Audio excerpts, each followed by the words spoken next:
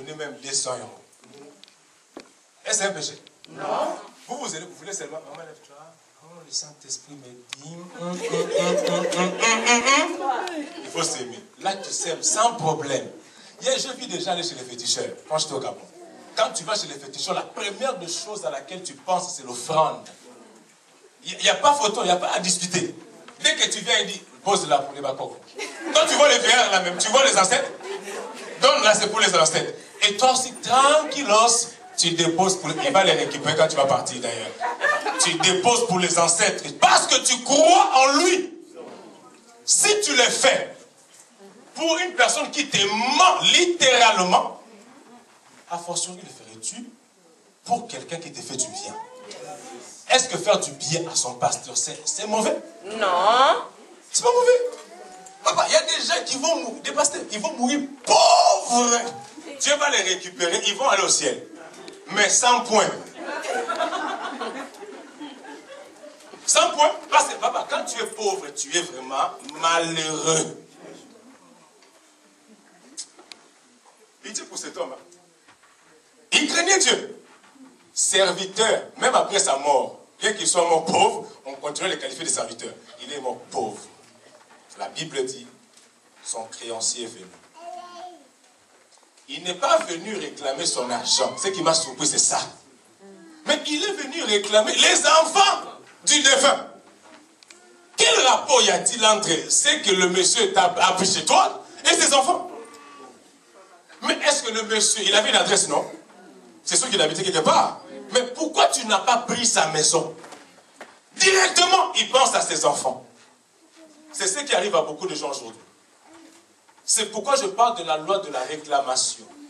La loi de la réclamation exige à ce que le propriétaire finisse fin de fin. Permettez-moi ce pléonasme, par se rentrer dans ses droits.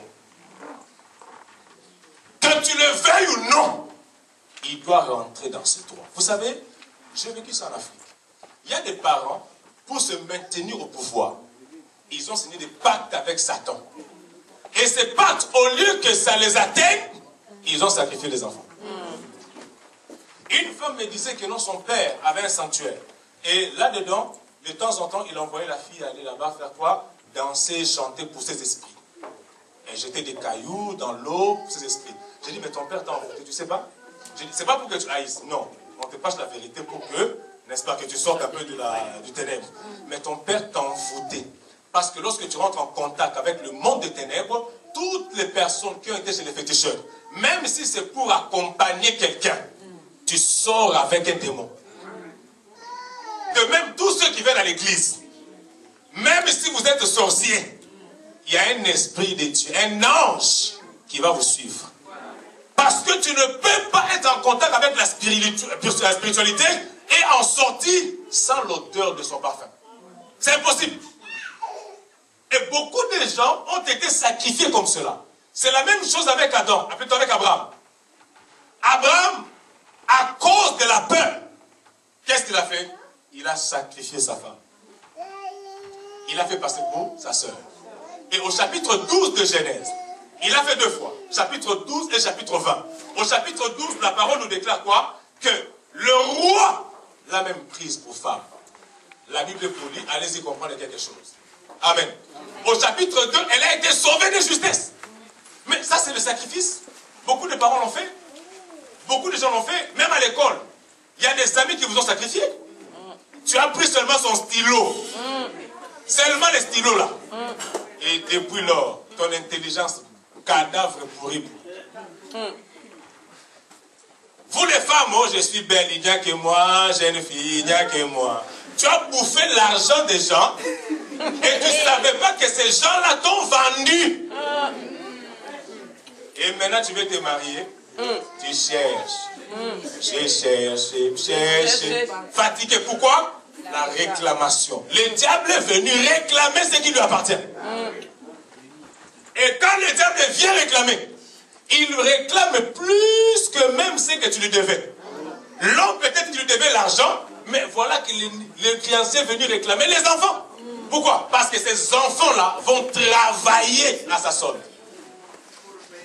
réclamation. La loi de la réclamation. Il y a des gens qui ont escroqué. Vous avez escroqué l'argent. C'est comme il y a des femmes qui volent dans des magasins aux dettes coloniales. Mais toi, tu es congolaise. Tu voles dans les magasins français. La France t'a colonisé. Tu es volé, c'est tout. Dis que je suis volé, c'est tout. Pas volé en Belgique. Dette coloniale. Dette coloniale. Tu es volé, c'est tout.